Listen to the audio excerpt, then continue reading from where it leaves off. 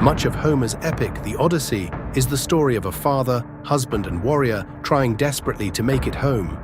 The war is over, but Odysseus, the hero, is still out there, fighting storms, monsters, and the wrath of the gods, all because he just wants to get home to Ithaca, to his wife Penelope and his son Telemachus.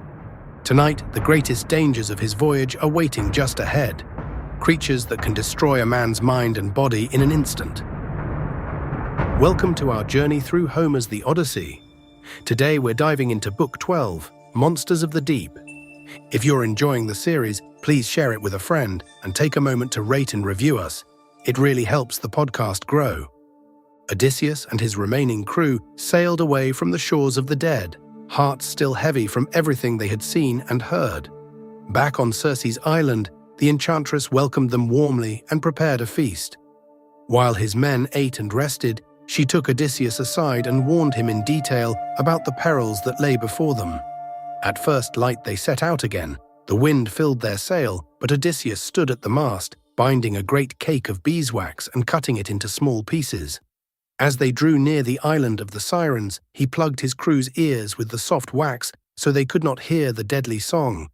Then his men tied him firmly to the mast, hands and feet bound, so he could listen without leaping to his doom. The Sirens' island appeared, green and beautiful, strewn with the bones of sailors who had fallen under their spell. As the ship passed, the creatures sang with voices so sweet and haunting that Odysseus strained against his ropes, desperate to reach them.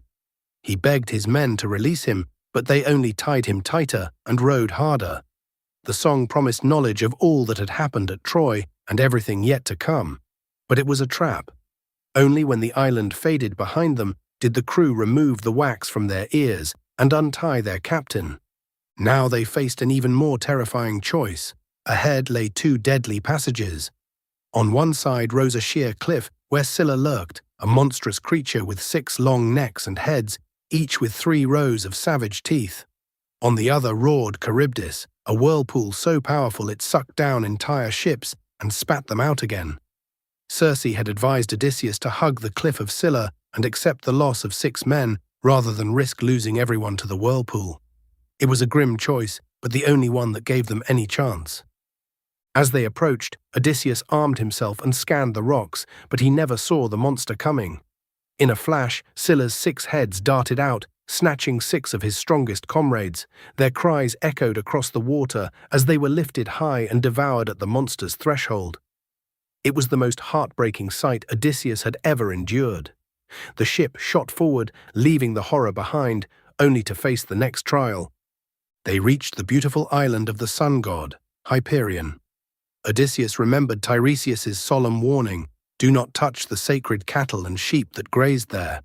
He urged his men to sail past, but exhaustion and hunger had worn them down. They begged to land, rest, and cook a meal. Swearing a great oath not to harm the animals, they beached the ship. For a month, fierce winds pinned them on the island. Their stores ran out, hunger gnawed at them. One day, while Odysseus was inland praying for help, his desperate crew slaughtered some of the cattle. They roasted the meat and feasted, filling the air with the smell of cooking flesh. When Odysseus returned and saw what they had done, he was horrified. The gods had already noticed. The hides of the slaughtered cattle began to crawl, and the meat moaned on the spits. The crew tried to ignore the omens and sail away as soon as the wind changed, but their fate was sealed. Zeus sent a terrible storm. Lightning struck the ship, splitting it apart. All of Odysseus's remaining companions were thrown into the sea and drowned. Odysseus alone survived. The lone survivor lashed the mast and keel together into a makeshift raft. For 9 days he drifted, battered by wind and waves, until on the 10th night he washed ashore on the island of the nymph Calypso. There the beautiful goddess found him and took him in. She offered him comfort, love, and even immortality if he would stay with her. But Odysseus's heart remained fixed on home. Though the story of his time with Calypso will come later, this is where his long, solitary struggle truly began. Alone, with nothing but his will to return to Ithaca. As the waves finally carried the last pieces of his ship away, Odysseus was left with only his wits and his unbreakable longing for home. The worst of the sea's monsters were behind him, but new trials on distant shores and the troubles waiting in his own palace still lay ahead. The journey home was far from over.